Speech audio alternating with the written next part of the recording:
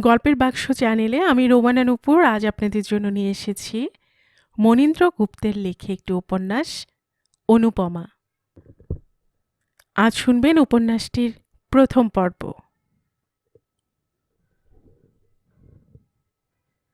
এই পথটি অনুপমার অতি পরিচিত। কত দীর্ঘদিনের স্মৃতি যেন জড়ানো রয়েছে এই পথের প্রতিটি স্পন্দনে।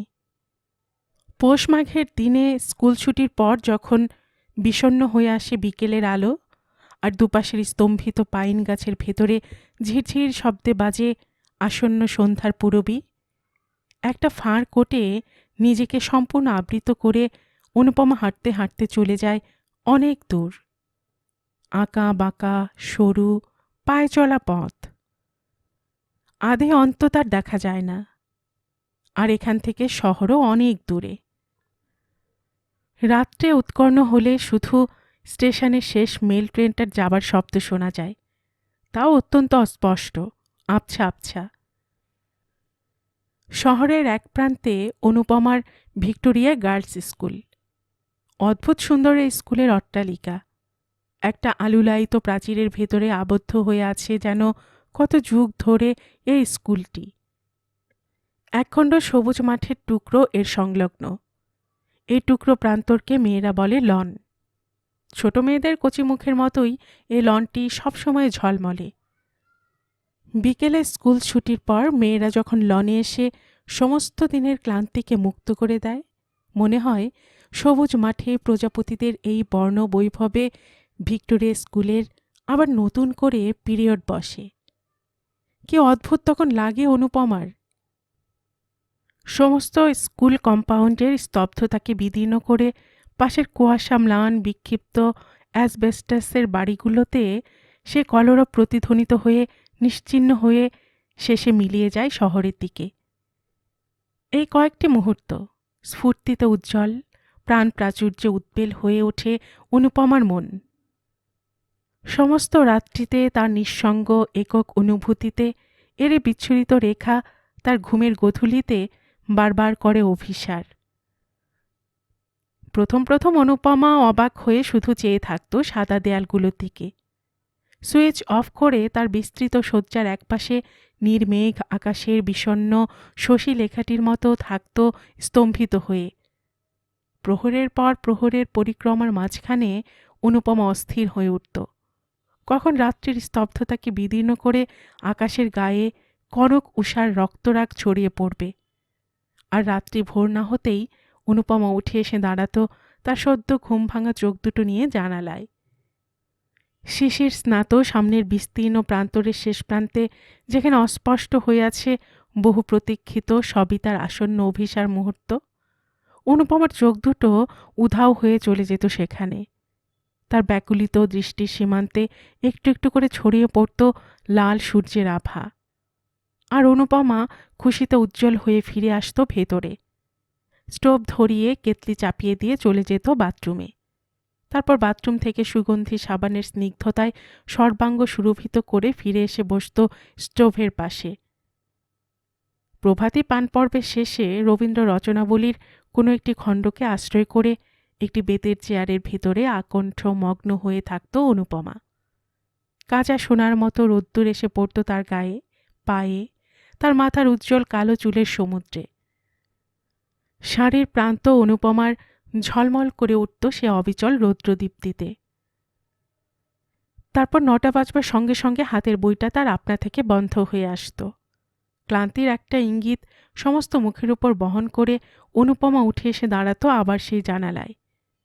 সমস্ত ঘরের ভিতরে শুধু এখানে তার জন্য সঞ্চিত হয়ে থাকত মুক্তির অজস্র আহ্বান, কিন্তু সেখানেও তা বলে বেশিক্ষণ দাঁড়ানো চলে না তার। স্লথ গতিতে এসে ইকমিক কুকারে রান্নার আয়োজন করে নিজেকে প্রস্তুত করতেই চার্চের ঘড়িতে বাজত 10টা। 10:30টায় তার স্কুল। আর স্কুল থেকে ফিরে এসে নিজেকে তার মনে হতো ভারী একা। রাত্রির এই নির্মম দীর্ঘতায় অনুপমা আর্তনাদ করে উঠত মনে মনে। ঘুম আসত না কিছুতে। স্বপ্নের আনন্দেও তার চোখের পাতা এতটুকু ভারী হয়ে উঠত না। একদিন চোখ ভরে জল আসত তার, বালিশের ভেতরে জোর করে মুখ আর বুক চেপে প্রার্থনা করত, ভগবান ঘুম দাও। তারপর কেমন করে যেন একদিন ম্লান হয়ে গেল তার অশ্রুরেখা। রাত্রিতে চোখ ভরে ঘুম নামল, আর সে ঘুম সকালের ঘাটে না এলে ভাঙত না। অনুপমার এই 7টি বছর যেন 7টি শতাব্দীকে অতিক্রম করতে পারে। একদিন যে রাত্রি ভরা অবসাদ আর দুপুর ভরা অস্থিরতার কুয়াশায় বিবর্ণ হয়েছিল তার রাত্রিদিন, সে ব্যর্থতার সীমান্তে অবশেষে যেদিন নামল স্বচ্ছন্দ জীবনযাত্রার বসন্ত, অনুপমা হিসেব করে দেখল তার বিস্তৃত ব্যবধানের সমুদ্র 7টি বছরের অসংখ্য বেদনার স্মৃতিতরঙ্গ নিয়ে হয়ে আছে উজ্জ্বল। নিউ জশিডির আকাশ দেখতে দেখতে হয়ে গেল পরিচিত। বৃষ্টির ছন্দে আর রৌদ্রের গন্ধে সমস্ত জশিডিকে ভালোবেসে ফেলল অনুপমা। মাঝে মাঝে চিঠি আসে অরুণার, আর সে চিঠি না খুলে অনুপমা বুঝতে পারে তার দীর্ঘ জীবনের মঙ্গল কামনা করে শেষ পর্যন্ত একটি নতুন মিনতিতে হয়তো বিনীত হয়ে উঠেছে অরুণার কণ্ঠ। তবু অসম্ভব না হলে অরুণার প্রার্থিত স্বপ্নকে সার্থক করতে সে এতটুকু ইতস্তত করে না, আর মনি অর্ডারের কুপনের প্রান্তে ছড়িয়ে দেয় মাত্র 2টি কথার দীনতা। বুঝি সত্যি তোর কষ্ট হচ্ছে রুনি, তবু নিজের গুণে তুই তোর অক্ষম দিদিকে ক্ষমা করিস। আর এই প্রসঙ্গে যে দৃশ্যটি তার চোখের সামনে ভেসে ওঠে সেটি তার জীবন আকাশে ধ্রুব তারার মতো স্থির। বাবার মৃত্যুশয্যায় পা ছুঁয়ে প্রতিজ্ঞা করেছিল অনুপমা, আর সে অঙ্গীকারের ভাষা এখনো তার কাছে উজ্জ্বল। কণ্ঠ জড়িয়ে আসছিল বিকাশবাবুর। অরুণার দিকে দৃষ্টি দিয়ে বারবার বোঝাতে চাইছিলেন মাতৃহারা মেয়েটি যেন তার উপস্থিতির অভাব না অনুভব করে। পায়ের উপর তাই সমুদ্র পাড়ে প্রণত মূর্ছিত একটি তরঙ্গের মতো নিজেকে নিঃশেষে নিবেদন করে অনুপমা বলেছিল, তোমার অরুণার শিক্ষার ভার আমি নিয়েছি বাবা, আমাকে আশীর্বাদ করে যাও। এখনো সে কথা ভাবলে অনুপমা স্তম্ভিত হয়ে চেয়ে থাকে কিছুক্ষণ জানলা দিয়ে। অথচ সে তখন মাত্র 18 বছরের একটি অনতিস্ফুট বালিকা। কলেজে পড়ার সমস্ত রঙিন স্বপ্ন ব্যর্থ হল অনুপমার। চলে এলো সে ভিক্টোরিয়ায়, আর অরুণা আজ এখানে কাল সেখানে এভাবে ঘুরে ঘুরে সমস্ত আত্মীয়দের বিচিত্র মানুষ তরঙ্গ আলোড়িত করে ব্যর্থতা আর বেদনার প্লাবনে ভাসতে ভাসতে যেখানে সে দাঁড়ালো সেটা কলকাতার কোনো একটি মেয়েদের কলেজ হোস্টেল। এখন সে ফার্স্ট ইয়ারের অরুণা রায়। সারা চোখে মুখে নবযৌবনের উচ্ছলতা, বসন্তের মাধবী মঞ্জুরির মতো রূপ তার স্নিগ্ধ, আর বৃষ্টি স্নাত নতুন দুর্বার মতো সমস্ত দেহ তার এক অভিনব অনুভূতিতে লীলায়িত আর বিচিত্র তার মনোহর। অথচ এই বিস্তৃত জীবনের মরুভূমিতে এখনো পর্যন্ত কারো পদধ্বনি শুনতে পেল না অনুপমা। তার 25টি বছরের সূর্য ক্ষয়ে গেল নিঃশেষ হয়ে। স্নান করে এসে আয়নার সামনে বহুবার প্রসাধনের সময় নিজেকে তার মনে হয়েছে একা, কি ভীষণ একা সে। রাত্রে ঘুমোতে যাবার আগে আয়নায় অতর্কিতে প্রতিফলিত নিজেকে দেখে কেবলই বিস্মিত হয়েছে অনুপমা। এই অন্ধকার, এই ঘরের স্তব্ধতা তাকে বিদ্রূপ করে। আর অনুপমা জানলায় দাঁড়িয়ে চেয়ে থাকে জশিডির আকাশের দিকে। নক্ষত্র খচিত ওড়না গায়ে জশিডির আকাশ ঝলমল করতে থাকে আপন খুশিতে, আর অনুপমা নিজের দিকে তাকিয়ে দেখে নিঃস্ব, অতিরিক্ত সে। কঠিন রেখায় আবদ্ধ দেহ তার যেন শিথিল হয়ে আসছে, হাতের মুঠি হয়ে আসছে আলগা। অনুপমা কি তবে যৌবন সীমান্ত অতিক্রম করল? শুধু একটি রাত্রির স্মৃতি অশ্রুতে এখনো যেন তার প্লাবিত হয়ে আছে। অনুপমা ভাবতেই পারে না সে রাত্রির কথা। শুয়েছিল বিছানার একপাশে, স্বপ্ন দেখে দেখে ক্লান্ত হয়ে এসেছে তার চোখের পাতা। আর বাইরে শ্রাবণের মেঘ মেদুর আকাশ থেকে অবিশ্রান্ত ধারায় ঝরে যাচ্ছে বর্ষা। জানালার কাছে এসে সে শব্দ পাচ্ছে জলতরঙ্গের মতো। ভারী ছন্দে ছন্দে ঘুম নেমে আসছে চোখে। আর ঠিক এমনি সময় বদ্ধ দরজায় একটি মৃদু আঘাতেই উতলা হয়ে গেল অনুপমা। ঘুম ভরা চোখে এসে দরজা খুলে দিতেই ভেতরে যে ঢুকে পড়ল সে রেনকোটে ঢাকা ১৯ বছরের গৌতম হালদার ছাড়া আর কেউ নয়। মাথার চুলে, গায়ের পাঞ্জাবিতে আর কাপড়ের অঙ্গে অঙ্গে তার অসহ্য দারিদ্র্য আর বর্ষার অসংখ্য উচ্ছ্বাস। ৩ মিনিট ধরে তীব্রভাবে তাকে লক্ষ্য করেও বিস্ময়ের ঘোর কাটেনি অনুপমার। আর গৌতম কি যেন একটু ভেবে অনুপমার পায়ের উপর লুটিয়ে পড়েছিল একটু অভিশপ্ত পল্লবের মতো। সেদিন তার বৃষ্টি ভেজা চোখের পাতা অনুপমার পায়ের স্নিগ্ধতাকে গ্রাস করেছিল। আমাকে আজকের মতো একটু আশ্রয় দিন। গৌতমের কণ্ঠ ভারী হয়ে এলো। কাল সকালে আবার চলে যাব। শুধু কথা দিন, পুলিশের কাছে কোনো কথাই প্রকাশ করবেন না। আমার চলে যাবার পরে রাত্রি ফুরিয়ে যাবে, আর রাত্রি ফুরিয়ে গেলে হয়তো গ্রেফতারের পরোয়ানা নিয়ে ওরা আসবে আপনার বাড়ি। আপনার কাছে তাই মিনতি, শুধু এই রাত্রিটুকু আপনার ঘরে আমায় থাকতে দিন। বিশ্বাস করুন, আমি অপরাধী, আর আপনার কাছে স্বীকার করতে আমার ক্ষতি কি? আমি দেশদ্রোহী। কিন্তু এই রাত্রির বর্ষা, এই রাত্রির অন্ধকার আমি আত্মগোপন করে সমস্ত দিনের লুকিয়ে বেড়ানো সার্থক করতে চাই। তাই আপনার পায়ে হাত দিয়ে মিনতি করছি। আর একবার অনুপমার পা দুটো স্পর্শ করল গৌতম। আজকের রাতটার মতো আমায় আশ্রয় দিন। সামান্য একটি স্তব্ধতার পর হাত দুটো ধরে তাকে উঠিয়ে অনুপমা স্থির হয়ে গৌতমের মুখের দিকে একবার চেয়ে দেখল। সাধনার কি বিরাট উন্মাদনায়, প্রতীক্ষার কি মহান গৌরবে গৌতম আজ সর্বহারা। গৃহচ্যুত, আত্মীয় প্রত্যাখ্যাত সে। দুর্বহ জীবনের অভিশাপ একাকী মাথায় করে চলেছে। তবু তার মনে আজও এলো না এতটুকু ম্লানিমা। শুধু এক অদ্ভুত স্বপ্নের গুঞ্জনে সমস্ত ভবিষ্যৎ দুটি চোখে তার উজ্জ্বল হয়ে আছে। আগামী দিনের সে আলোক রেখাও যেন চোখের ভেতরে অস্পষ্ট দেখতে পেল অনুপমা। আর মন্ত্রমুগ্ধের মতো তারই আনন্দের আবেগে সে চলে গেল ভেতরে। বিছানার সম্পূর্ণ অধিকার সে রাত্রির মতো গৌতমকে ছেড়ে দিয়ে জানালার পাশে ইজি চেয়ারটা টেনে আনল অনুপমা। শার্সিটা খুলে দিয়ে তার সাদা স্নিগ্ধ হাতখানি বাড়িয়ে দিল বাইরে। ঠান্ডা বৃষ্টির টুকরো যশিডির আকাশে ভেঙে পড়ছে। দূরে অস্পষ্ট কুয়াশার মতো স্তম্ভিত হয়ে আছে পথভ্রান্ত মেঘের দল। খোলা জানলার পাশে হাওয়ায় চুল উঠতে লাগলো অনুপমার। আর দুটি কর্পুট ভরে শ্রাবণের অকৃপণ্য দাক্ষিণ্য বহন করে সমস্ত মুখে চোখে স্নিগ্ধতার অঞ্জন বুলিয়ে দিল সে। সাদা আঁচল তার সেদিন ঘরময় ঘুরে বেড়াতে লাগল। আর মনে হলো বাতায়নে আজকের শ্রাবণের এই অভিসার এক বিন্দু অশ্রু দিয়ে হয়তো চিরদিন তার মনে উজ্জ্বল হয়ে থাকবে।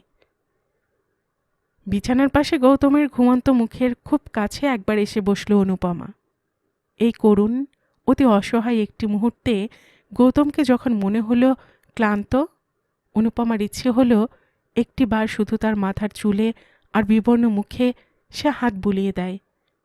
প্রসারিত হাতখানা তবু কেন যেন সংকুচিত হয়ে এলো তার।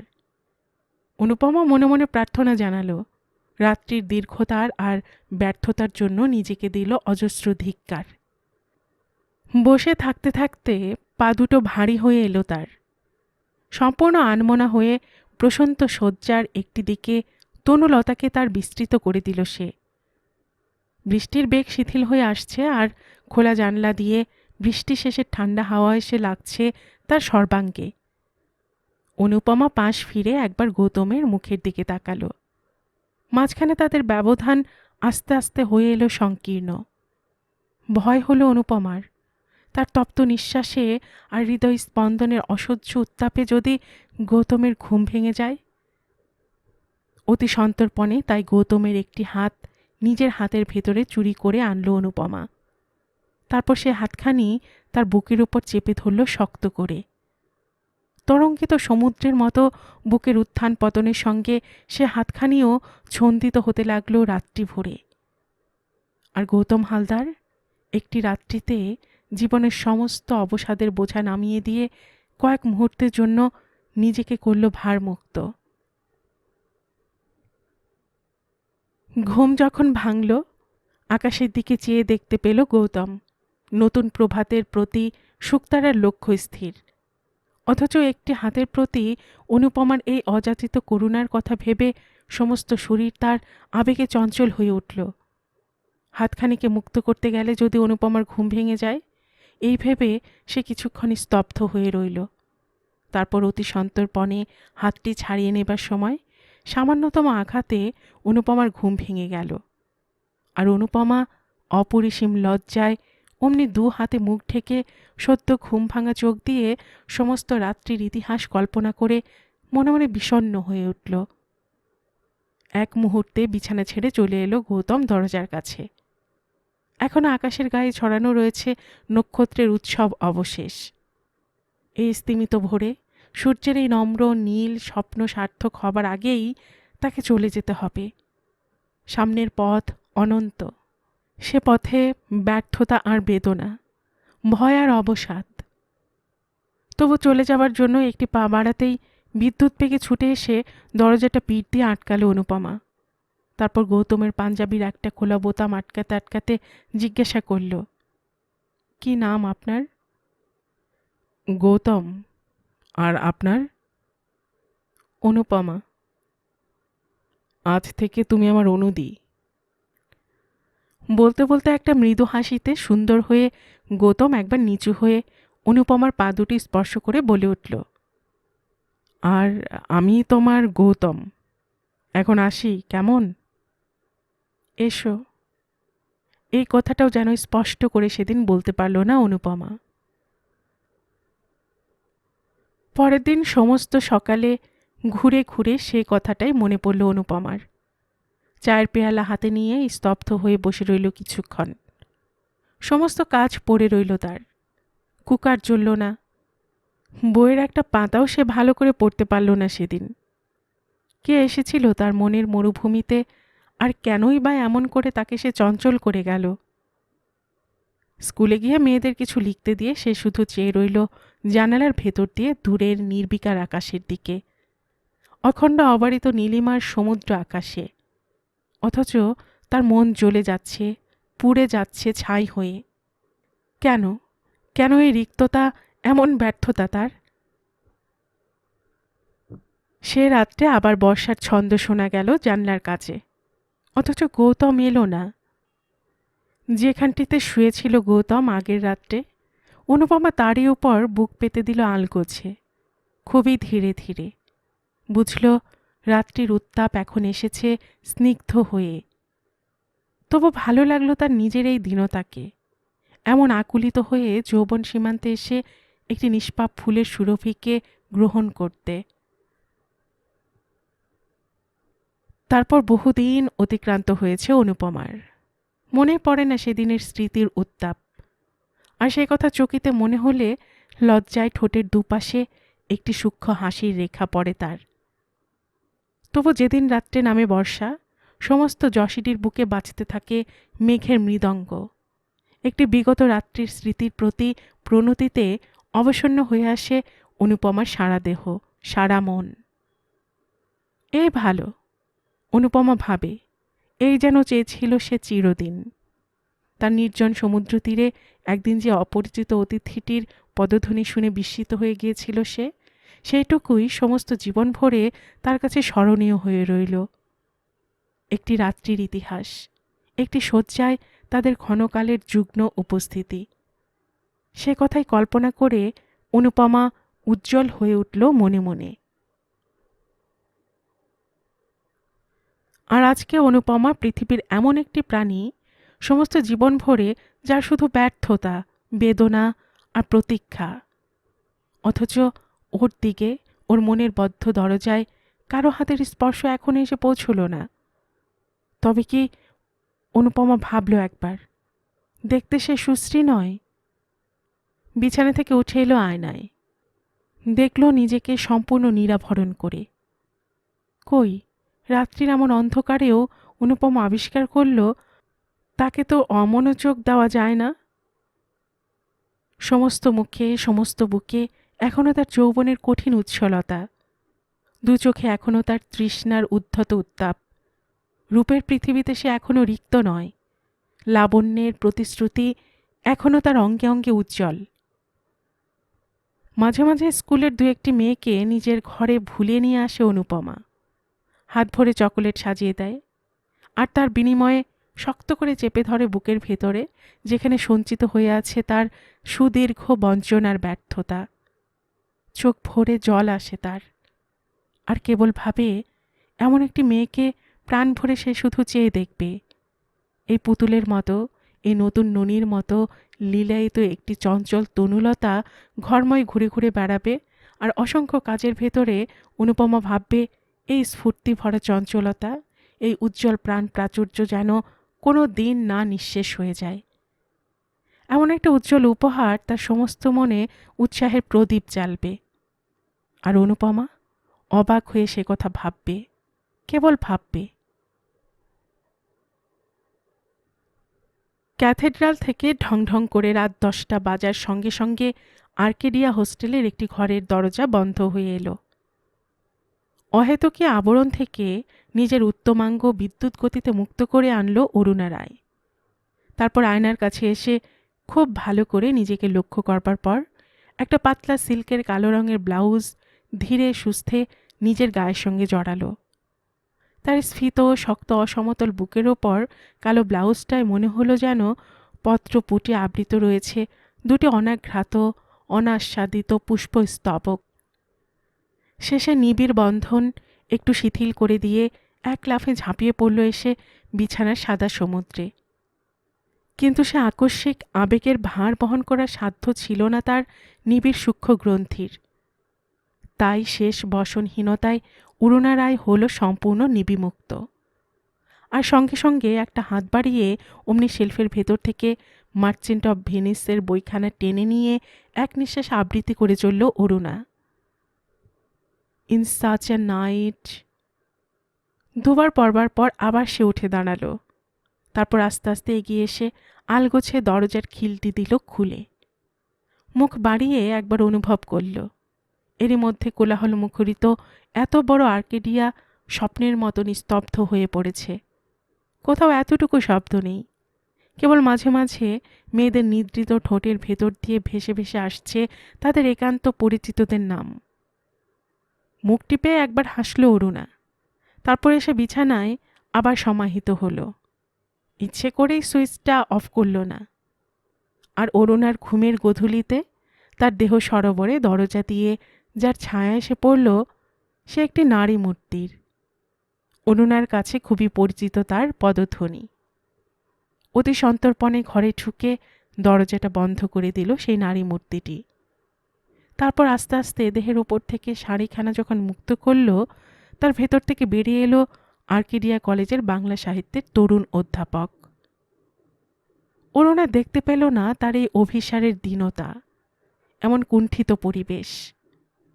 ঘুমের অতল সমুদ্রে সে তখন স্নিগ্ধ হয়ে আছে একটিমাত্র আবেদনে, একটি মধুর মিনতিতে। আর শাড়ির দুটি প্রান্ত অঙ্গ থেকে তার উধাও হয়ে গেছে কোন পৃথিবীতে, যেন কার খুশির নিমন্ত্রণে হয়েছে নিঃশেষ। আর ইলেকট্রিকের উজ্জ্বল আলোর নিচে সুকুমার দেখল শুভ্র সুপুষ্ট দুটি উরুর কিছু নিচে বিচলিত হয়ে আছে অরুণার পেটিকোটের অপর একটি প্রান্ত।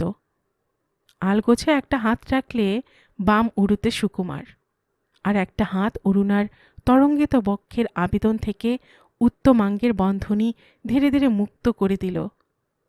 মুক্তির স্বাদে বাতাসে নতুন আমন্ত্রণে অরুণার যুগল স্বর্গ ছলমল করে উঠল। আর সুকুমার তারই উপর কান পেতে শুনল কোনো আদিম সমুদ্রের স্বপ্ন সার্থক হবার এক অবিশ্রান্ত জল কল্লোল। মুখের কাছে মুখ নামিয়ে আনতেই ঘুম ভেঙে গেল অরুণার। প্রথম বিস্ময় অপনোদিত হতেই দু হাতে সে গলাটা জড়িয়ে খুব কাছে টেনে নিয়ে এলো সুকুমারকে। স্বপ্ন দেখছিলাম তুমি আজ আসোনি, তাই ঘুম ভেঙে গেল। আর ঘুম ভাঙতেই দেখি তুমি, মাই কিসিং ব্যান্ডিট। একটি সূক্ষ্ম হাসির রেখায় উজ্জ্বল হলো অরুণার দুটি অধরের প্রান্ত। ঘুমোলে তুমি আরো সুন্দর, তাই তো তোমাকে জাগাতে সাহস পাই না। অরুণার ঠোঁট দুটির পরে সুকুমার দিল একে ওর অধরের তৃষিত উত্তাপ। ঘুমিয়েছিলাম সেই সুযোগে দেখছিলে বুঝি আমার নিরাবরণ রূপ? সত্যি এই রাত্রিটুকু আমি কত অসহায়, আমি কত সুন্দর। আমি আহ্বান জানাই পৃথিবীর কাছে আর উৎকণ্ঠ হয়ে প্রতীক্ষা করি তোমার পদধ্বনির। সুকুমারের ঘন চুলের ভেতরে আগুনের শিখার মতো আঙুল চালাতে চালাতে বলতে লাগলো অরুণা, কলেজে যেদিন তুমি প্রথম এলে আমার দিকে বারবার দৃষ্টি দিতে বলে তোমাকে কত কি না ভাবতুম। সেদিন কি জানতুম তুমি আমার মনের মানুষ, আমার অভিসারের ভ্রমর। বইয়ের প্রতি অত্যন্ত মনোযোগ দিয়ে তোমার সঙ্গে পরিচিত হলুম, একেবারে তোমার পাশে এসে দাঁড়ালুম। তারপর একদিন তুমি এলে এই ঘরে সন্ধ্যের সময়, কি যেন আমাকে বোঝাতে। মনে পড়ছে আকাশ ভেঙে সেদিন নেমেছিল জ্যোৎস্না আমাদের এই আর্কেডিয়ার অঙ্গে অঙ্গে। তোমার সেদিনের রূপ ভুলবো না কুমার, তুমি তখন সত্যিই ছেলে মানুষ। ভালো যে লাগলো সেদিনের মুহূর্তটি, তাই কোনো কিছু না বিবেচনা করে তোমাকে একবার হঠাৎ আদর করে বসলুম। বাদিকে ফিরে সুকুমারের নিঃশ্বাসের উত্তাপ একটু গ্রহণ করে নিল অরুণা। তারপর আবার বলতে লাগলো, কি ভয় যে সেদিন হয়েছিল তা বলবার নয়। পরদিন ক্লাসে কি করে তোমাকে মুখ দেখাবো সে কথাই ভাবতে লাগলুম। প্রথম পিরিয়ডে আবার তোমার ক্লাস, সে কথা ভাবলে লজ্জায় এখনও মরে যাই। 3 দিন তোমার পিরিয়ডে পালিয়ে পালিয়ে বেড়ালুম। শুনলুম তুমি অনেক মেয়ের কাছেই আমার খোঁজ নিচ্ছ, তাতে লজ্জার আর সীমা রইল না। তারপর যেদিন বিনা নিমন্ত্রণে তুমি আমার ঘরে এসে আমাকে পুরস্কার দিয়ে গেলে আমার সৌন্দর্য বোধের, তখন আমি দ্বিতীয়বার মুগ্ধ হলুম। মনে হলো এই না হলে আবার বাংলা সাহিত্যের অধ্যাপক। আস্তে আস্তে উঠে দাঁড়ালো সুকুমার, আর সমস্ত বাড়ির স্তব্ধতাকে বিদীর্ণ করে রাত 12টা বাজার শব্দ ভেসে এলো। সুকুমার দুটি হাতে রজনীগন্ধার মতো অরুণার হালকা সুরভিত নিরাবরণ তনুলতাটি তুলে ধরল। তারপর মুখের কাছে মুখ নিয়ে এসে অনেকক্ষণ ধরে কি যেন খুঁজে বেড়ালো সে মুখে। কি দেখলে? বিছানার উপর আবার শোয়াতেই কৌতূহলী হলো অরুণা। অনেক কিছু দেখলুম, এ মুখ জন্ম জন্মান্তর থেকে পরিচিত কিনা। পরিত্যক্ত শাড়িটা আবার গায়ের সঙ্গে হেসে হেসে জড়াতে থাকে সুকুমার। হ্যাঁ, কালকে কিন্তু ক্লাসে তোমার জন্য কিছু নোটস নিয়ে আসবো, আর লাইব্রেরি থেকে 2খানা বই আনিয়েছি, একবার পড়ে দেখো, কাজে লাগবে। চলে যাওয়ার জন্য উদ্যত হতেই অরুণা এক দৌড়ে অমনি হাসতে হাসতে দরজার কাছে ছুটে এসে সুকুমারের মুখটি কাছে টেনে নিয়ে বলল চুপি চুপি, since nothing is in store for us, come let us kiss and part. You naughty girl. চিবুকটা ডান হাত দিয়ে 3বার সামান্য একটু আঘাত করে মুখ টিপে হেসে অন্ধকারে মিলিয়ে গেল সুকুমার সোম। আর্কেডিয়া কলেজের বাংলা সাহিত্যের তরুণ অধ্যাপক। পিরিয়ড পেপারে এখনও যার রেকর্ড কেউ ভাঙতে পারল না। দরজার কাছে কিছুক্ষণ স্তব্ধ হয়ে দাঁড়িয়ে রইল অরুণা। এত বড় হোস্টেলের সমস্ত কক্ষ নির্বাক, আর তার ঘরে এখন আলো জ্বলছে। সে এখনও জেগে রয়েছে একা। এতক্ষণে সুকুমার হয়তো চঞ্চল সিংয়ের হাতে উজাড় করে মুদ্রা উপহার দিয়ে অন্ধকারে নিশ্চিহ্ন হয়ে গেছে, আর প্রার্থিত অংশ ভালো করে নিরীক্ষণ করে আর্কেডিয়া হোস্টেলের সতর্ক প্রহরীর দৃষ্টি আবার হয়তো ঘুমের আহ্বানে জড়িয়ে এসেছে। তেতলায় সিঁড়ির একপাশে ঘরটি পেয়েছে বলে অরুণা ভাবল একবার, তার অভিসার একদিনও ব্যর্থ হল না। সপ্তাহে 2টি দিন সুকুমারের উপস্থিতির ভেতরে উজ্জ্বল হয়ে থাকে অরুণা। নিজেকে এই 2টি দিন সম্পূর্ণ নিঃশেষ করে দেয় সে। তাদের ব্যবধান থাকে না আভাসের, আধারের আর আবরণের। কলেজ কম্পাউন্ডে তাকে ঘিরে রীতিমতো গুঞ্জন জাগে। সমস্ত মেয়েদের কাছে অরুণা ভয়ের আর অবহেলার এক অদ্ভুত সামগ্রী। সেটি অরুণা ভাবে মনে মনে, তাদের ইনফিরিয়রিটি কমপ্লেক্স। আর ছেলেদের অনেকের কাছে সে ফ্লার্ট, কারো কারো কাছে আবার জিনিয়াস। এই বিচিত্র দৃষ্টিকোণ, এই বহুমুখী তীব্র সমালোচনার জন্য অরুণার জীবনে প্রচ্ছন্ন যেন কিছুই রইল না। তার নারী হৃদয়ের রহস্য, তার মোহময় আয়ত আঁখির ভাষা। অরুণা মনে মনে একবার হাসল। এখনই কি সে অনবগুণ্ঠিত হয়েছে সকলের কাছে? সকলে কি জানতে পেরেছে অরুণার এই চঞ্চলতা তার ফার্স্ট ইয়ার ক্লাসের কোনো অরল্যান্ডোর হৃদয় জয়ের অভিলাষে আবেগমধুর? সেদিনও কলেজে পা দিয়ে বহু প্রতিকূল দৃষ্টির উজান ঠেলে সোজা এসে অরুণা ঢুকল কমন রুমে। তার আবির্ভাবের সংকেত এক মুহূর্তে অমনি সমস্ত মেয়েদের চোখে চোখে জ্বলে উঠল। আশেপাশের বেঞ্চিগুলো দেখতে দেখতে হয়ে গেল ফাঁকা। ঘরের দিগন্তে মধুচক্র স্থাপিত হল। আর তার বিষয় হল অরুণা এবং তার বহুমুখী কৃতিত্ব। অথচ কারো দিকে ফিরল না অরুণা। এক মনে লিখে যেতে লাগলো পাতার পর পাতা। উত্তাল তরঙ্গ ভেদ করে মনোতরণী ভেসে চলল, অথচ আবর্ত জাগল অসংখ্য। শুধু নীরবতার আঘাতেই সব ব্যর্থ করে দিল অরুণা। মেয়েদের অসংলগ্ন বহু কথার ভেতরে একটি কথা সেদিন কানে এলো অরুণার। পুজোর ছুটির আগে রাজা নাটকের অভিনয় আয়োজন প্রায় সম্পূর্ণ, আর আসন্ন আনন্দের সেই দিনটিরও বেশি বিলম্ব নেই। কথাটি শুনে কলমটা ক্যাপে বন্ধ করে ঠোঁটের উপরে দুবার আঘাত করল অরুণা। তারপর উঠে দাঁড়িয়ে দরজার দিকে উদ্যত হতেই পেছন থেকে একটি মেয়ের কণ্ঠ ভেসে এলো। একটি কথা ছিল তোমার সঙ্গে অরুণা, শুনলে আমরা সাধারণ দল বাধিত হয়ে যেতাম। এ আহ্বান আঘাতের মতো মনে হলো অরুণার। তবু সংযম স্নিগ্ধ কণ্ঠে বলল, ভূমিকা সংক্ষিপ্ত করে প্রয়োজনীয়টুকু বললে আমিও কৃতার্থ হব। অপমানে মেয়েদের মুখ এক নিমিষে আপেলের বনে সূর্যাস্তের মতো দেখালো। একটা অব্যক্ত অভিমান সকলের অথরেই গুঞ্জন করতে লাগল। শুনেছ বোধ হয় এবার পুজোর আগে আমাদের রাজা নাটকের অভিনয় হচ্ছে। একটি দেয়ালের দিকে চোখ ফিরিয়ে বলল অন্য আরেকটি মেয়ে। কাস্টিং ঠিক হয়ে গেছে, তোমার সুদর্শনার পার্ট। রাজা করছে কে? অরুণা কয়েক পা আবার পিছিয়ে এলো।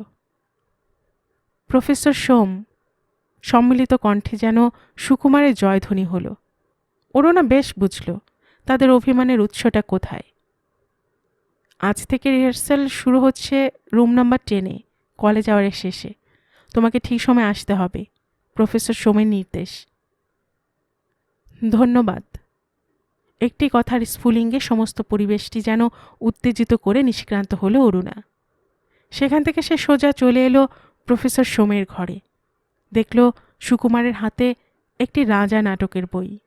বুঝল এর মধ্যে চাঞ্চল্য জেগেছে সমস্ত কলেজের ছেলে মেয়েদের মনে আর সাহিত্যের তরুণ অধ্যাপকদের অন্তরে। তুমি নাকি রাজার ভূমিকায় নামছ?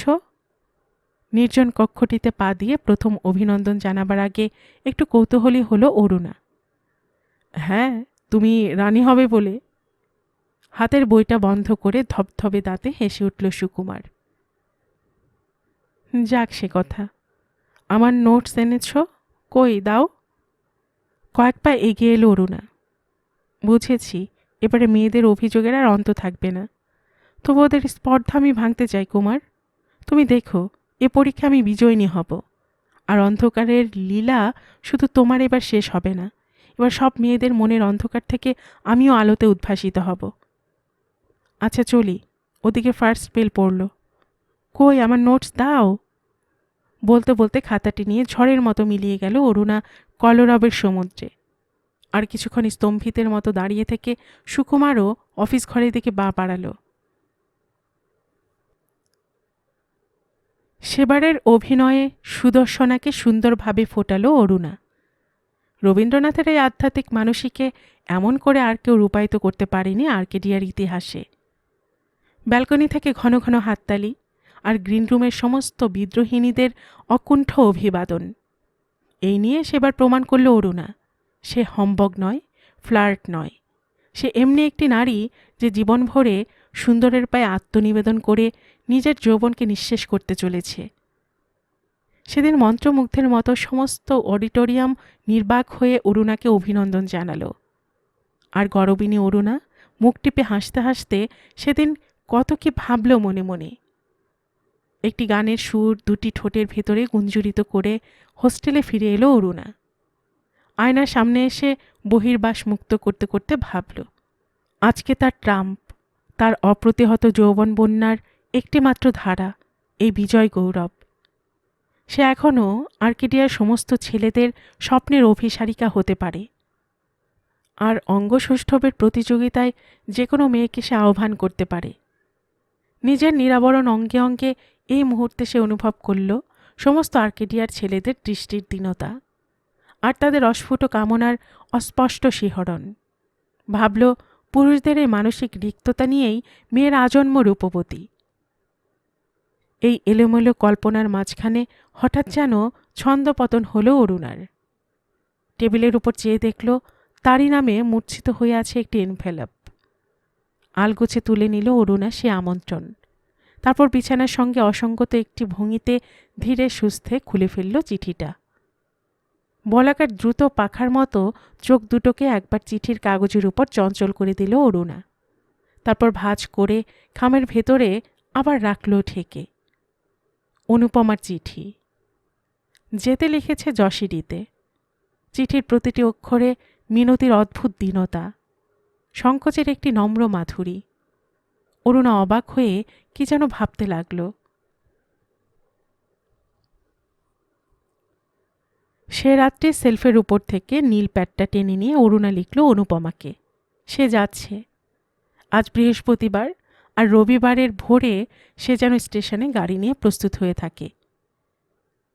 লেখা হয়ে গেলে এক মুহূর্ত আর সে অপব্যয় করল না। শুয়ে পড়ল আলো নিবিয়ে। ঘুমে দু চোখ জড়িয়ে আসছে তার। দিনের সমস্ত স্মৃতি পাণ্ডুর হয়ে আসছে যেন চোখের সামনে। পরদিন কমন রুমে বসে বেয়ারাকে দিয়ে স্লিপ পাঠালো অরুণা সুকুমারের ক্লাসে। যাবার আগে যেন একবার তার সঙ্গে দেখা করে যায়। এতক্ষণে সুকুমারের নজরে এলো আজকে ক্লাসে আসেনি অরুণা। কলেজ আজ বন্ধ হয়ে যাচ্ছে, তাই মেয়েরা ভাবল অরুণার উপস্থিতি আজ নিষ্প্রয়োজন। আর কোনো কোনো মেয়ে সমালোচকের চোখে সুকুমারের মুখের এই ভাবান্তরটি সংশয় সৃষ্টি না করে পারল না। ছুটির পরে অরুণা একরাশ বই হাতে করে সুকুমারের ঘরে এসে ঢুকল। অপ্রস্তুত হয়ে গেল সুকুমার তার আবির্ভাবের এই আকস্মিকতায়। লজ্জিত হয়ে তাই বলল সুকুমার, আমি তো যাচ্ছিলাম তোমার কাছে, তুমি কেন আবার কষ্ট করে এতখানি পথ হেঁটে এলে? হ্যাঁ, যাক সে কথা, কি জন্য ডেকেছিলে? কাল চলে যাচ্ছি দিদির কাছে, বিকেলের ট্রেনে। তুমিও আমার সঙ্গে যাবে। দিদি আমার একমাত্র অভিভাবিকা, তার সঙ্গে তোমার পরিচয় থাকা দরকার। এক নিঃশ্বাসে কথাগুলো বলে অরুণা একটু বিশ্রাম নিল। তারপর আবার খুলল ওর স্তব্ধতার আচ্ছাদন। একটা কথা, তুমি আগে থেকে স্টেশনে গিয়ে দুখানে টিকিট কাটবে, পর আমি স্টেশনে তোমার সঙ্গে মিলব। এখান থেকে একসঙ্গে যাওয়াটা ভালো দেখায় না। এ নাও টাকা। বলতে বলতে সুকুমারের খুব কাছে এসে তার ব্লাউজের ভেতর থেকে ব্যাগ বের করে তার হাতে গুজে দিল দুটি 10 টাকার নোট। তারপর সেই বইয়ের বোঝা নিয়ে ধীরে ধীরে কক্ষচ্যুত তারকার মতো নিষ্ক্রান্ত হলো সে ঘর থেকে। সুকুমার শুধু স্তম্ভিতের মতো একবার অরুণার চলে যাবার ভঙ্গিটা লক্ষ্য করল। কি করুণ, কি অসহায় সে দৃষ্টি সুকুমারের। আর সেদিন রাত্রে নিজের ঘরে এসে যে চিঠিটা পেল সুকুমার, সে হাতের লেখা তার কাছে খুবই পরিচিত।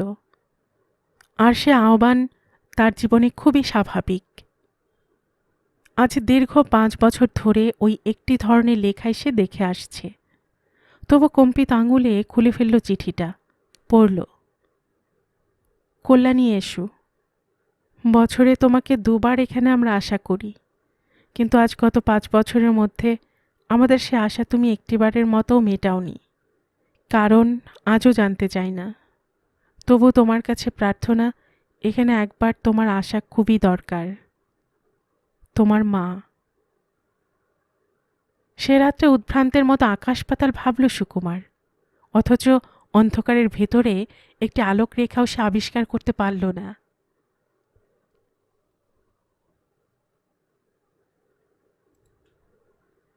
গল্পের বাক্সবাড়ির রোমানানুপুর চ্যানেলে এতক্ষণ আপনারা শুনছিলেন মনীন্দ্র গুপ্তের লেখা একটি উপন্যাস অনুপমা। আজ শুনলেন উপন্যাসটির প্রথম পর্ব। আর এতক্ষণ গল্প পাঠে আমি আপনাদের সঙ্গে ছিলাম রোমানানুপুর।